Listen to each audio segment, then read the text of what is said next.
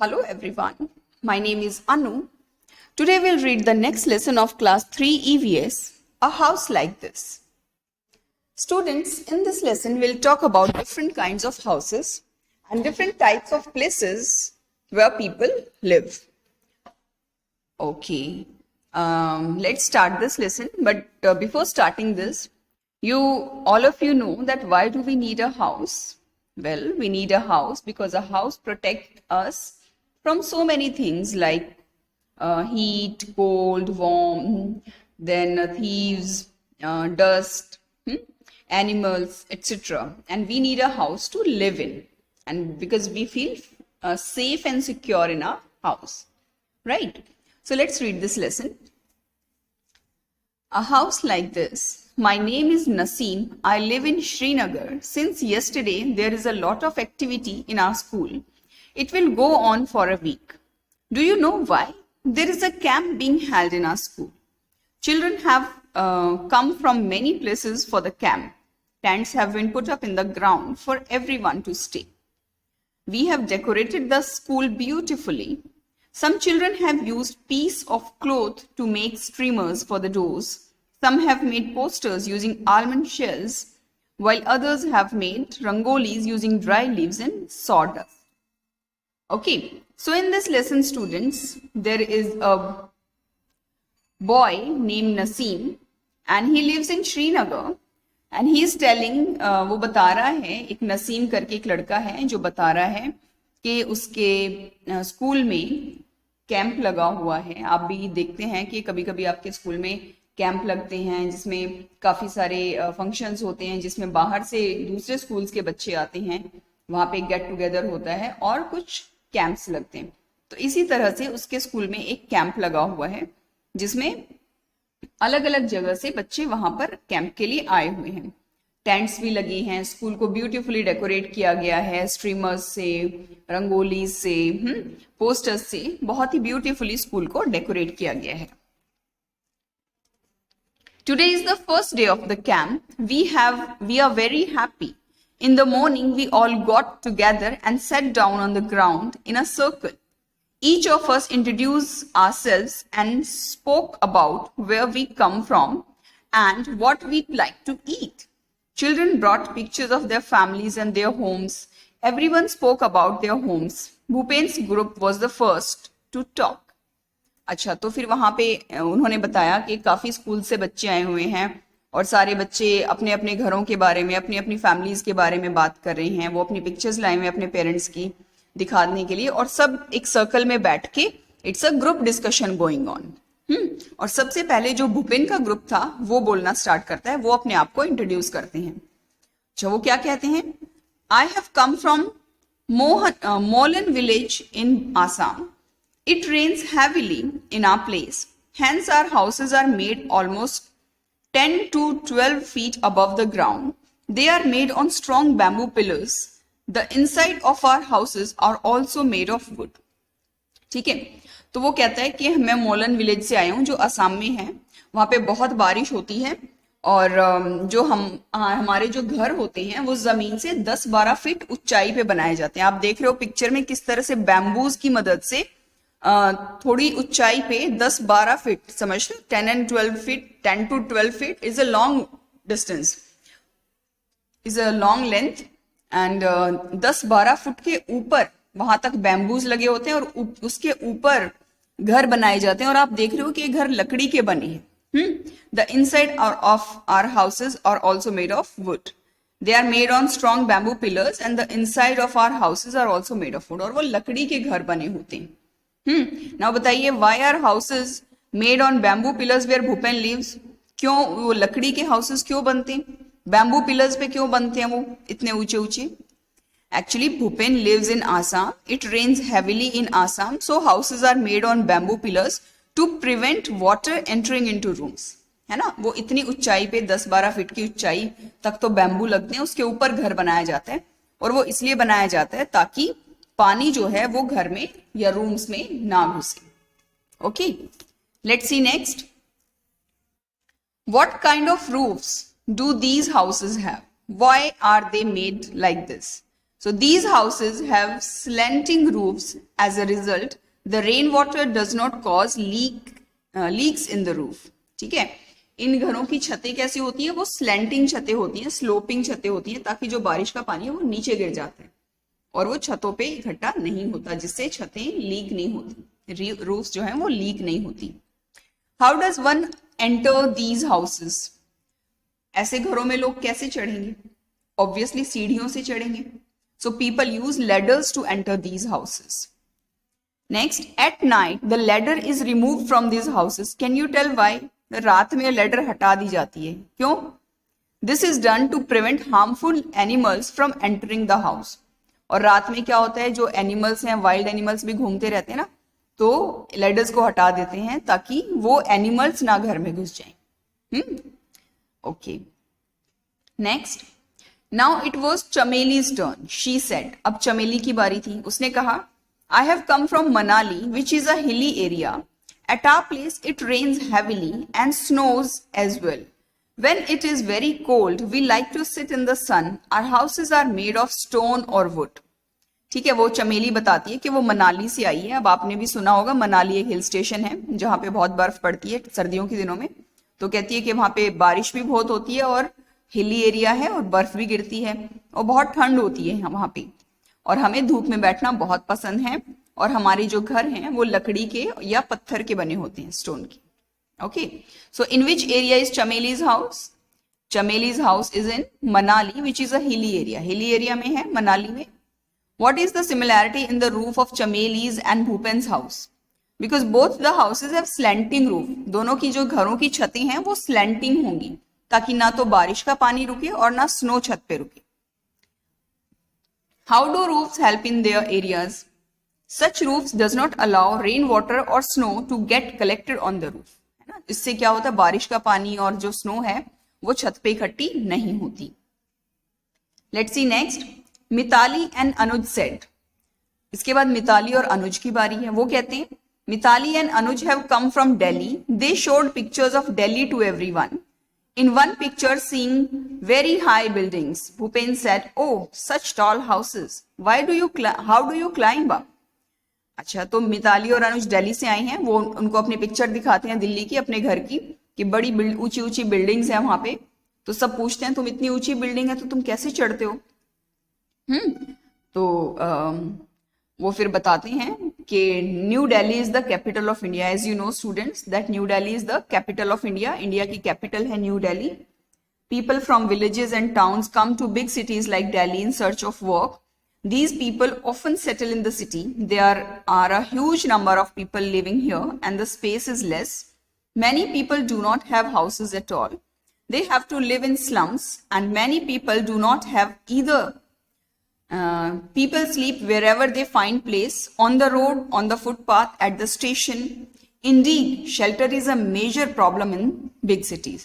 तो बताते हैं कि देखो जो दिल्ली है, because it is a capital, इसलिए दूर दूर से गांवों के और बाकी शहरों के लोग दिल्ली में आके बस जाते हैं, क्योंकि वो काम की तलाश में वहां पे आते हैं और फिर वहीं पे बस जाते हैं.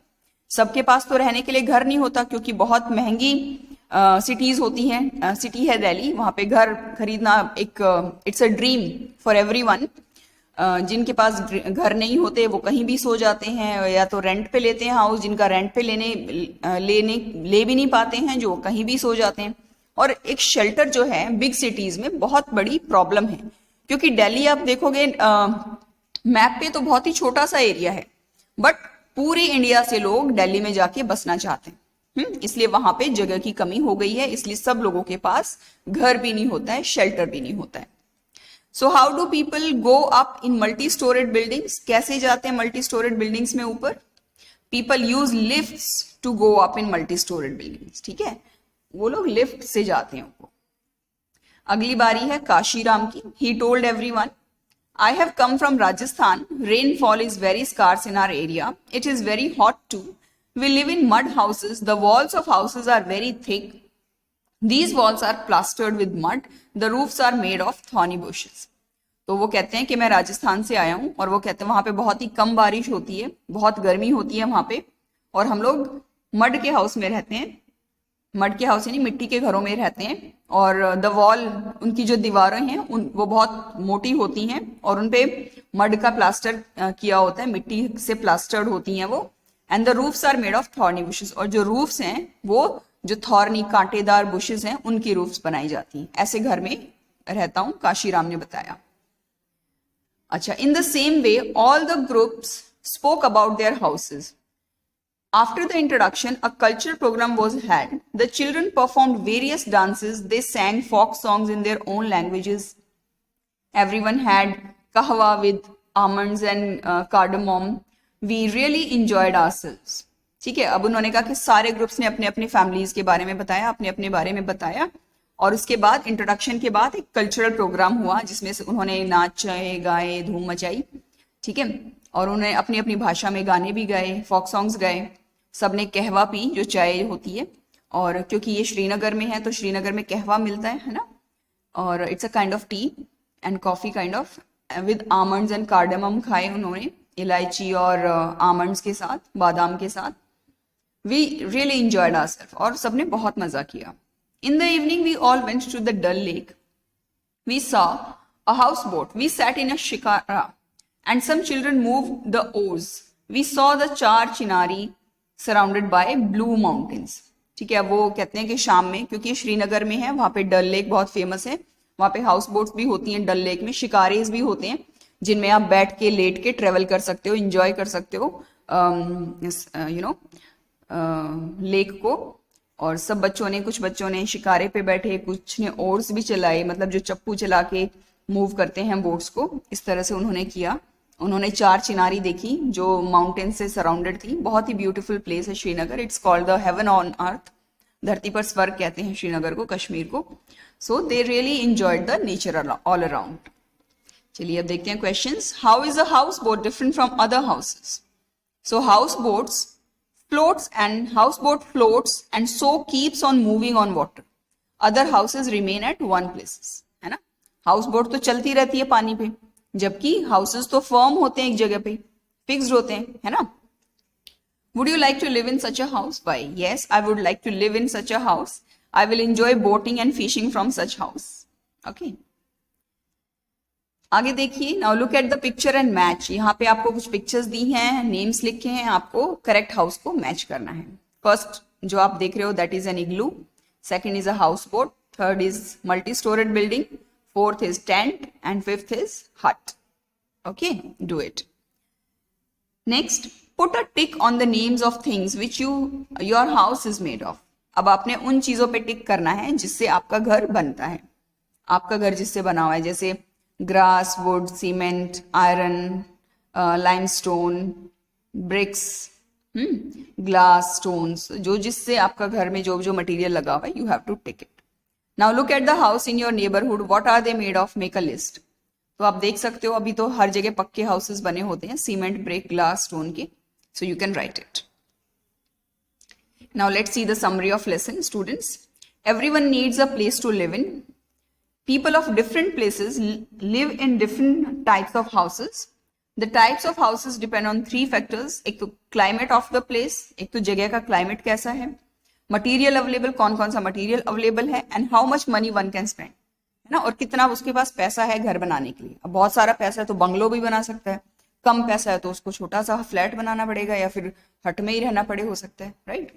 So different types of houses are houses built on stilts, igloos, houses with sloping roof, houseboats, multi-storied buildings, bungalows, flats, huts or jhuggies, etc. Right, now let's see some questions. Where do we see multi-storied building in towns or village? Why? हम लोग multi-storied building कहाँ देखते हैं? Towns में ना, in town, as many people live in towns and places less, क्योंकि वहाँ पे जगह कम होती है और बहुत ज्यादा लोग होते हैं, इसलिए मल्टी स्टोरेड बिल्डिंग्स बनी होती हैं। Why do people of Rajasthan plaster walls of their house with mud? So that the house remains cool from inside, ताकि जो घर है वो ठंडा रहे, क्योंकि बहुत गर्मी होती है ना राजस्थान में। And list the material used for making a पक्का house. आप बता देंगे bricks, cement, iron rods, wood, stone, glass, whatever. And list the material used for making a कच्चा house, that is bamboos, leaves, mud, etc. Okay, then enlist the material used in your house. You can tell Give two examples of temporary house. So these are tents and shikar because they are temporary house. We cannot live there permanently. Now let's see the next question. Match the following. Here in column A and B you have to match. Early man lived in caves. Igloos are found in snow-covered areas. Sloping roof helps the ice or water to slide down. Tents are temporary house and house on stilts are found in places having heavy rainfall. Right? Some fill-ups are there. A house is a place where we live safely. Dash are multi-storied buildings, so flats we can say. A house made of brick, stone and cement is called a pakka house. And houses made of bamboo, leaves and mud are called kacha house. The roof of huts are made of straw, thatches or tin or asbestos sheets. Then tents are used mostly by the travelers and soldiers. And in earthquake prone areas, houses are made up of wood. Okay. Next, we can see some more questions. Why do we need a house? Because we need a house to live in. Why do people of Assam live in houses built on stilt? Because it rains heavily in Assam. Why do people of hilly areas build houses with sloping roof? So that snow and rain slide down from the roof. What factors determine the structure and design of a house? Weather of the place and things available there, and obviously one more thing, budget. Now let's see some multiple choice questions, students. Houses with thick walls and high roofs are found in Rajasthan. Houses on stilts are found in Assam. Many families live in multi-storied buildings. Houseboat is also known as shikara, and igloos are made up of snow. So this was the lesson, student. I hope you have understood it well. And now thanks for watching the video and stay tuned with me for my next video. Till then, take care and enjoy learning.